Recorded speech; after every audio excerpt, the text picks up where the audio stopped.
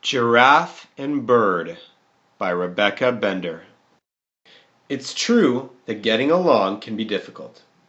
If the bird could tell you, he'd say he can't stand the giraffe. And if the giraffe could tell you, he'd say he can't abide the bird. The bird, you see, makes funny faces at the giraffe. And the giraffe sticks out his long tongue at the bird. This makes the bird twitter in the giraffe's ears. Tweet, tweet, tweet, tweet, tweet, tweet.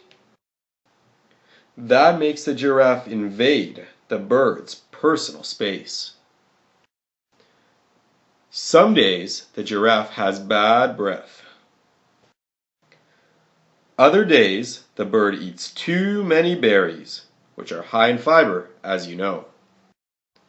Frequently, the giraffe makes loud noises when he chews his food with his mouth open.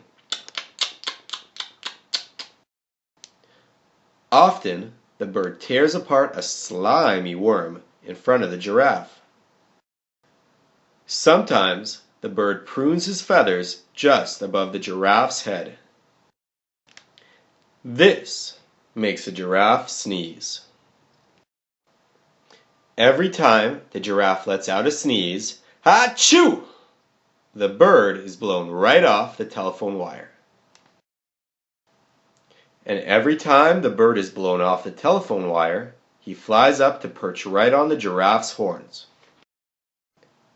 When the bird perches on the giraffe's horns, the giraffe swats him with his ears. When the giraffe swats the bird with his ears, the bird pecks him with his beak. The pecking makes the giraffe shake his head until they are both dizzy. Dizzy and woozy, they both tumble to the ground. One day, the giraffe loses his patience and shouts at the bird, "Scram, bird!" The bird gets fed up and shouts back at the giraffe, "Get lost, giraffe!" So they do. That night, there is a seriously scary storm. All the telephone poles crash to the ground. The giraffe wishes he could hide his eyes under the bird's feathers so he wouldn't see the lightning. The bird wishes he could hide under the giraffe's ears so he wouldn't hear the thunder.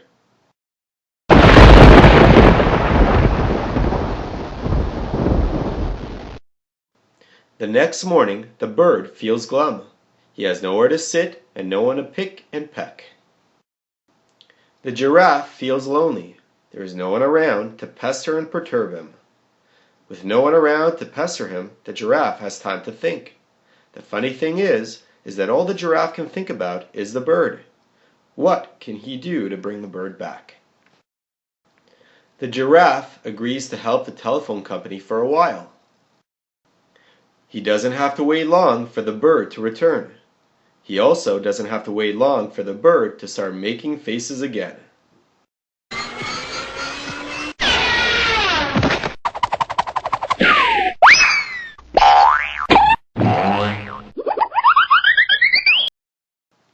Now it's true that getting along can be difficult, and if you ask these two, the giraffe might still say he can't abide the bird. And the bird might still say he can't stand the giraffe. But we know better. The end.